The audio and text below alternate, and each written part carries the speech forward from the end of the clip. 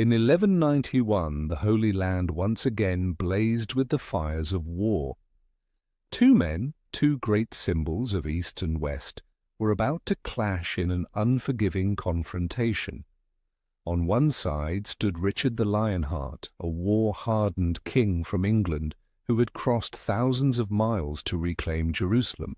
On the other was Saladin, the legendary leader of the Islamic world, who had united Egypt and Syria and wrested nearly the entire Holy Land from Western control.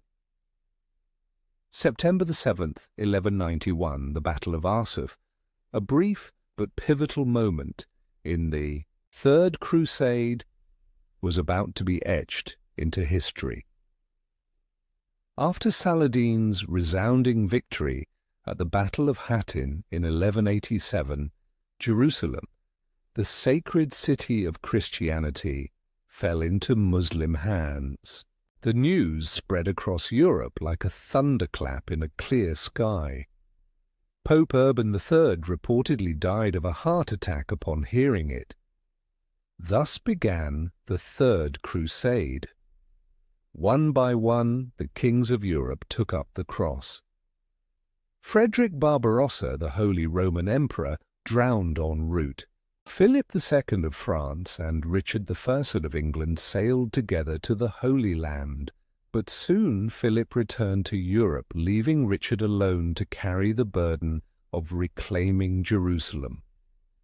After capturing Acre, a vital coastal stronghold, Richard began his march south toward the city of Jaffa, the last stepping stone before Jerusalem.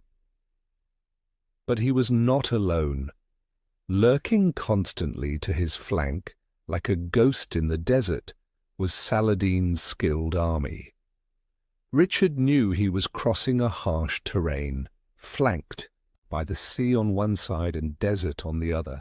His troops were weary, water was scarce, and ambushes threatened from the tree line.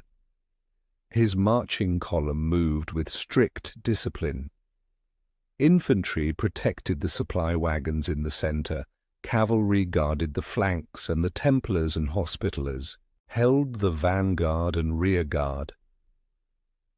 Saladin, meanwhile, avoided a direct clash, at least for now. He launched constant raids, volleys of arrows, hit-and-run attacks and swift retreats, wearing down the Crusaders and keeping them perpetually on edge. His hope was to break Richard's formation before the English could reach Jaffa. But Richard would not be baited. He held firm, refused to retaliate, and did not fall for traps. The campaign became a tense game of wits between two military geniuses. On the morning of September 7th, 1191, Richard's army emerged from the forests of Arsuf and reached the coastal plain. This was the moment Saladin had been waiting for. Thousands of Muslim cavalry charged from the tree line, loosing arrows like a storm onto the Crusader ranks. The air rang with war cries. Yet Richard gave a strict order. No one is to counterattack without my command. At the rear, the Hospitallers bore the brunt of the assault and suffered heavy losses. Eventually, Baldwin de Caron, their commander, requested permission to strike back. Richard refused, but as the pressure mounted and their strength began to fail, the Hospitallers broke formation and charged forward without waiting for the order. In that instant, Richard faced a grave danger. If he didn't act, the entire formation could collapse and be destroyed piece by piece.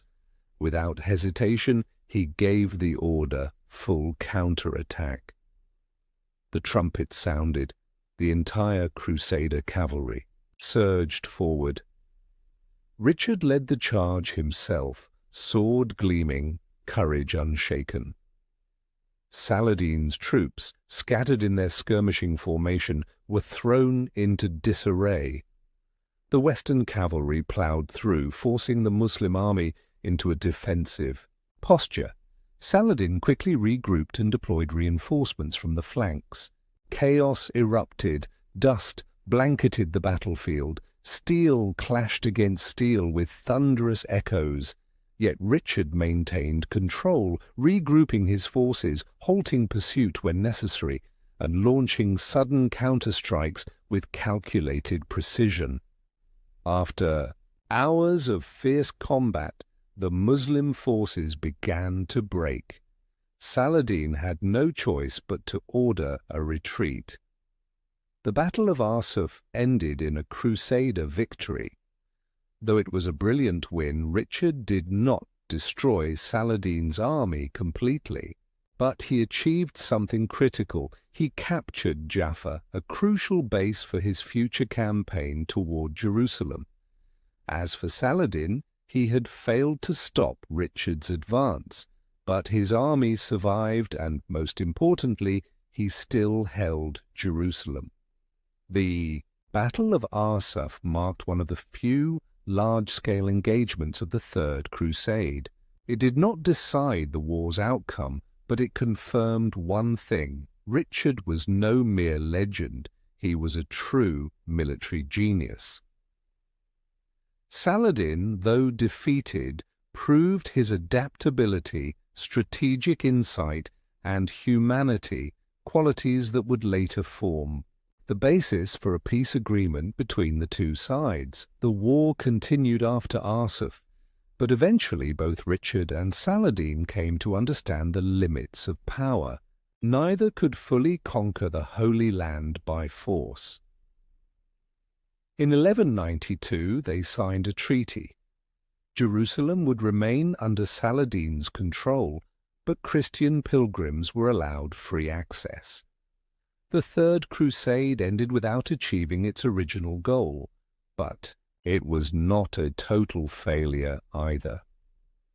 Thank you for staying with us until the end of this fiery journey through the Battle of Arsuf in 1191. Don't forget to hit like, subscribe to the channel, and turn on notifications so you won't miss our upcoming videos. See you in the next one.